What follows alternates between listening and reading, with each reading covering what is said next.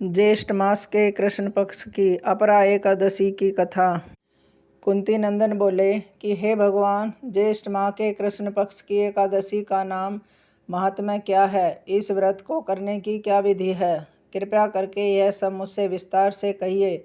श्री कृष्ण भगवान बोले कि हे कुंती नंदन, ज्येष्ठ माह के कृष्ण पक्ष की एकादशी अपार धन और पुण्यों को देने वाली तथा सभी पापों को नष्ट करने वाली है। अपरा एकादशी के व्रत के प्रभाव से ब्रह्म हत्या, भूत योनि, दूसरों की निंदा आदि से उत्पन्न पाप नष्ट हो जाते हैं।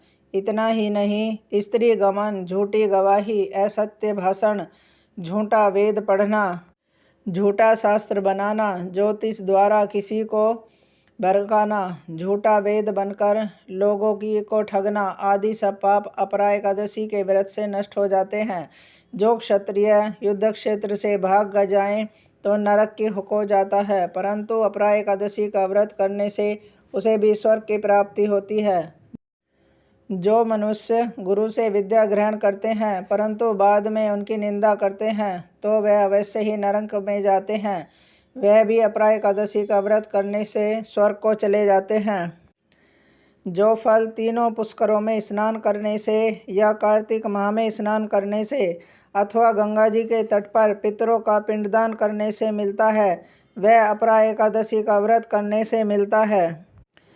सिंह राशि वालों को बृहस्पति के दिन गोमती नदी में स्नान करने से, कुंभ में श्री केदारनाथ जी के दर्शन करने से तथा बद्रिक आश्रम में रहने से तथा सूर्य चंद्र ग्रहण में कुरुक्षेत्र में स्नान करने से जो फल मिलता है वह फल अपरा एकादशी के व्रत के बराबर होता है। हाथी घोड़े के दान से तथा यज्ञ में स्वर्ण दान से जो फल मिलता है वह फल अपरा के व्रत के फल के बराबर होता है। गौ और भूमि या स्वर्ण के दान का फल भी इसके फल के बराबर है। वह व्रत पाप रूपी अंधकार के लिए सूर्य के समान है। अपरा एकादशी के दिन भक्ति पूर्वक भगवान विष्णु का पूजन करना चाहिए, जिससे अंत में विष्णु पद की प्राप्ति होती है। हरिओम। जय श्रीमन नारायण। जय श्री राधे।